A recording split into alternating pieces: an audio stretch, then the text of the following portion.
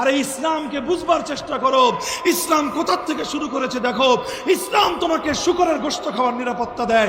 ইসলাম তোমাকে কাশিমের কচ্ছপের গোশত খাওয়ার নিরাপত্তা দেয়। ইসলাম তোমাকে মদ্যপান করার পর্যন্ত নিরাপত্তা দেয়। আর ইসলাম তোমাকে কি না দিয়েছে এবার জানতে চাও?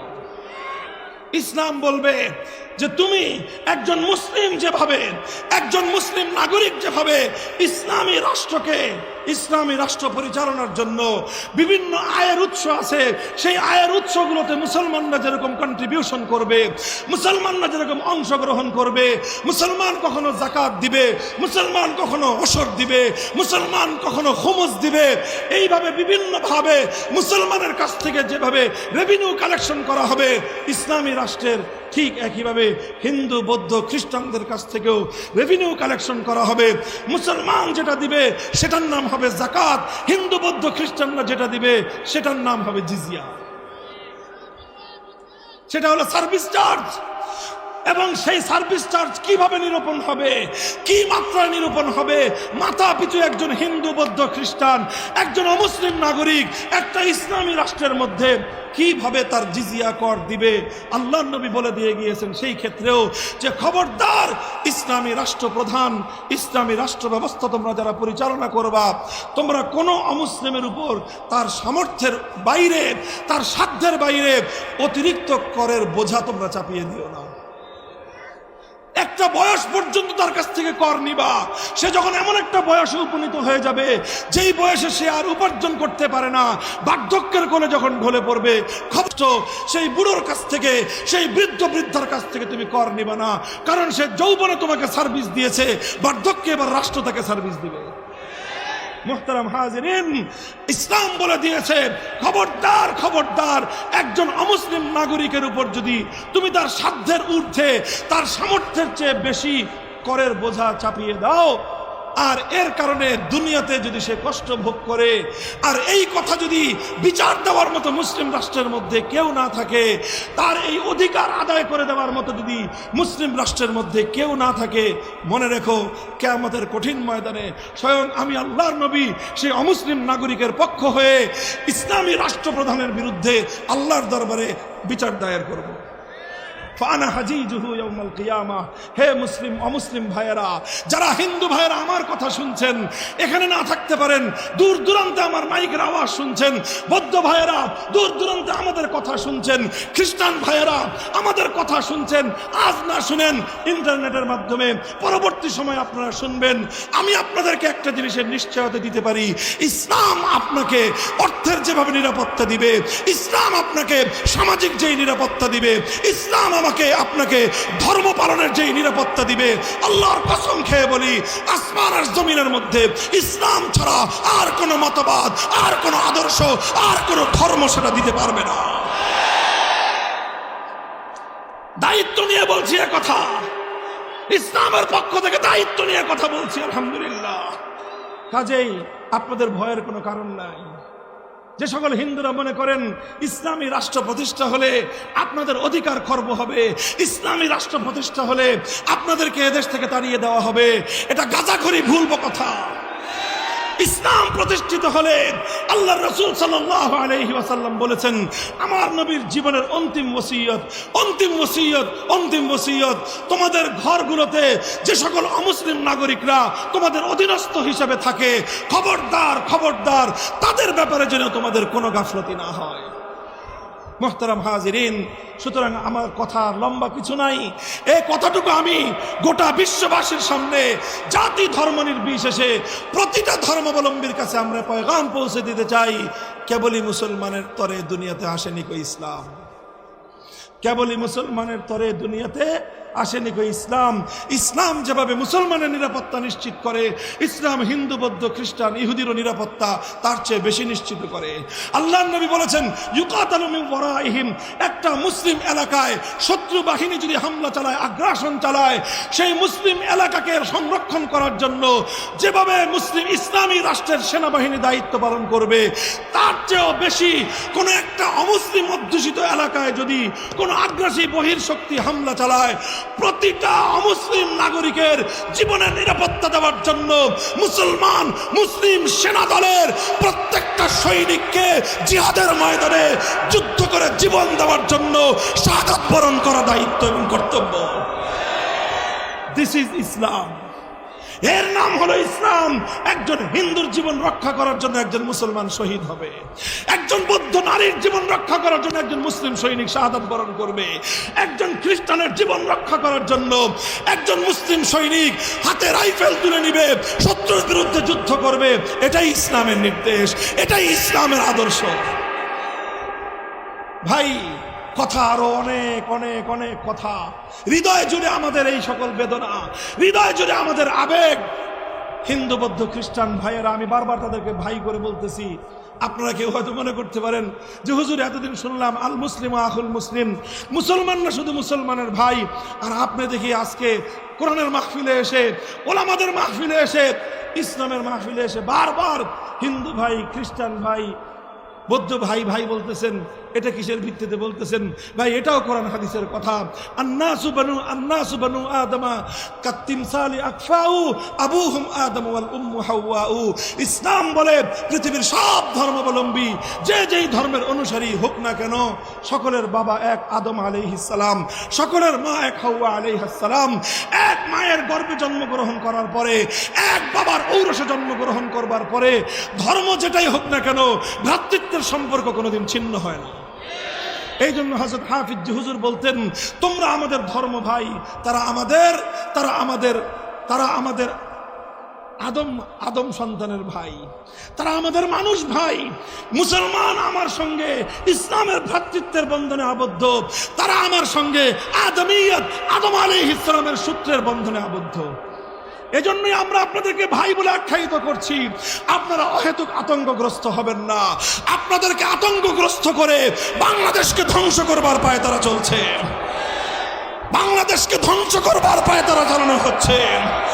মুসলমান, এক কথা, ও মুসলমান, একবার একটু বুঝবার চেষ্টা করো। এই দেশটা তো ইসলামী রাষ্ট্র প্রতিষ্ঠার জন্যই, 1947 সালে ভাগাভাগি হয়েছিল। 24 বছর পর্যন্ত পশ্চিম পাকিস্তানিরা গাদ্দারি করেছে। এজন্য 71 সালে পশ্চিম পাকিস্তানিদেরকে আমরা ঠ্যাঙ্গায় বিদায় করেছি। 71 থেকে 2024 সাল, আজ 54 বছর পর্যন্ত এদেশের শাসক গোষ্ঠী জাতির সঙ্গে গাদ্দারি করে আসছে।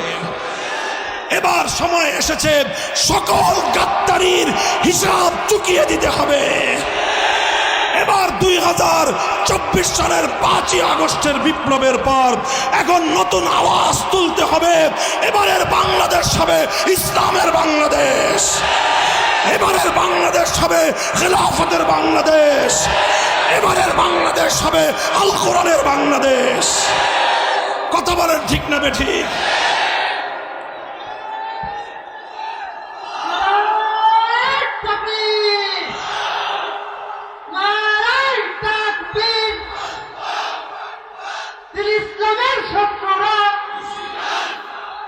হুশিয়ার সাবধান, মুক্তির এক পথ, ইসলামী খেলাফত, হয়তো খেলাফত, হয়তো খেলাফত। মুহতারাম হাজিরিন, আমার আখিরি পয়গাম চুয়াডাঙ্গাবাসীর কাছে। হে চুয়াডাঙ্গার মুসলিম জনসাধারণ, ইভেন আমি বলবো অন্যান্য ধর্মাবলম্বীদেরকে, নিরাপত্তা চান, শান্তি চান, সম্মান চান, ইসলাম ছাড়া পৃথিবীর কোনো ধর্ম, কোনো মতবাদ, কোনো আদর্শ দিতে পারবে না। তাই আসুন সকলে মিলে সোচ্চার হই, এক দাবিতে সোচ্চার হই। আর কোনো তন্ত্রমন্ত্র দেখতে চাই না, আল কোরআনের বাংলাদেশ দেখতে চাই। আমরা বর্তমান অন্তর্বর্তীকালীন সরকারকে বলি, 5ই আগস্টের বিপ্লবের সিম্বলটা বুঝবার চেষ্টা করেন, আগে থেকে বুঝবার চেষ্টা করেন যে তুফান আসতেছে, সেই তুফানটার আগাম গতিবেগ বুঝবার চেষ্টা করেন। 5ই আগস্টের বিপ্লবকে বুঝবার জন্য আমি বাংলাদেশের 5ই আগস্টের দুপুর বেলার আধা ঘন্টার বাংলাদেশের দিকে তাকিয়ে দেখতে বলবো সবাইকে। স্বৈরাচারী ভারতের সেবাদাসী, ভারতের কৃতদাসী, বাংলাদেশ বিরোধী ভারতের কৃতদাসী ফ্যাসিবাদী সরকার যখন পালিয়ে গেল, আর এই সংবাদ যখন বাংলাদেশে ছড়িয়ে পড়লো, টেকনাফ থেকে তেতুলিয়ায় কোন নেতাকে ডাক দিতে হয় নাই, কোন আলেমকে গাইডলাইন দিতে হয় নাই, কাউকে কিছু বলে দিতে হয় নাই। বিপ্লবীরা যে কাজটা করেছে সেটা হলো টেকনাফ থেকে তেতুলিয়া মুসলমানদের পবিত্র ভূমিতে জাতীয় স্থাপনায় ভাস্কর্য নামে যত মূর্তি ছিল সব মূর্তি ভেঙে গুড়িয়ে দিয়েছে।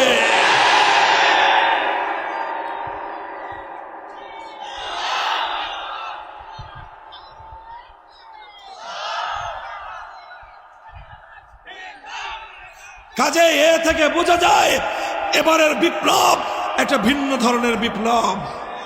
তাই আমরা বলছি ধীরে ধীরে এদেশে ইসলামী রাষ্ট্র প্রতিষ্ঠার এই প্রচেষ্টাকে সামনের দিকে অগ্রসর করবার চেষ্টা করুন।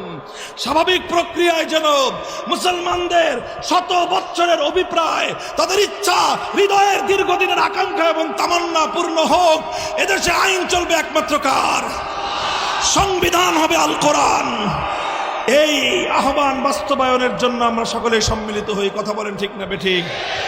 এরপরে যদি কেউ আমাদের পথে বাধা হওয়ার চেষ্টা করে, আব্রাহাম লিঙ্কনের কোন উম্মত যদি মোহাম্মদ আরবির উম্মতের সামনে বাধা হয়ে দাঁড়ায়, কার্ল মার্কস, মাও সেতুং, লেনিনদের উম্মতরা যদি নবী মোহাম্মদ আরবির উম্মতের পথে বিঘ্ন সৃষ্টি করবার চেষ্টা করে, সেই বাধা উপড়ে ফেলবার জন্য যদি ঘাম দিতে হয় ঘাম, অশ্রু দিতে হলে অশ্রু, রক্ত দিতে হলে রক্ত দেওয়ার জন্য কারা প্রস্তুত থাকবা?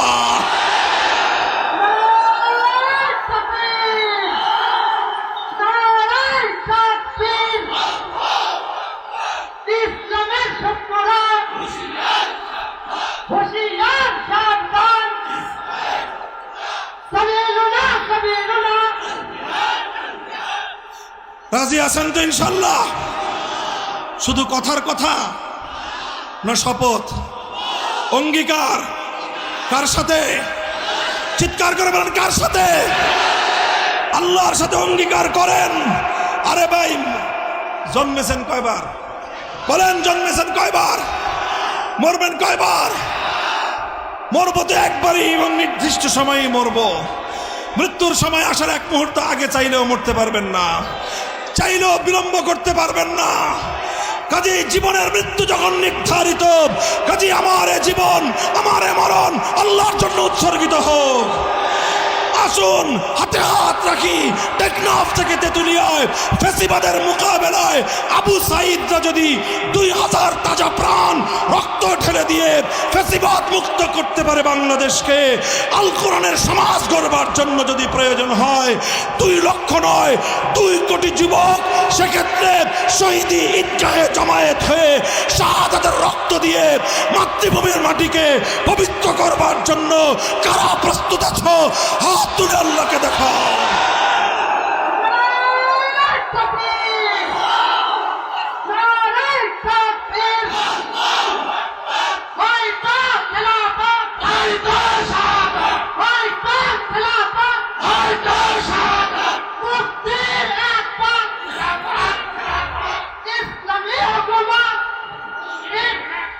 আল্লাহ পাক কবুল করুন। বসেন সবাই। আল্লাহ পাক আমাদের সকলকে বুঝবার, আমল করবার তৌফিক দান করেন। আমি না বুঝে কোনো কথার উপরে এভাবে চলতে বলি নাই। সকলকে আমি বলেছি বুঝুন, ইসলামকে বোঝার চেষ্টা করুন। আজকের বয়ানে বুঝেন নাই, আসুন আমাদের সঙ্গে বসুন। কোনো সংশয় থাকলে সেই সংশয় দূর করবার মতো আত্মবিশ্বাস প্রত্যেকটা মুসলমানের মধ্যে রয়েছে। ইসলামের আল কোরআন এবং নবীর হাদিসের মধ্যে মানব জীবনের সব প্রশ্নের সমাধান রয়েছে। ভয় পাওয়ার কিছু নাই। কথা বলেন ঠিক না বেঠিক? আল্লাহ পাক কবুল করেন।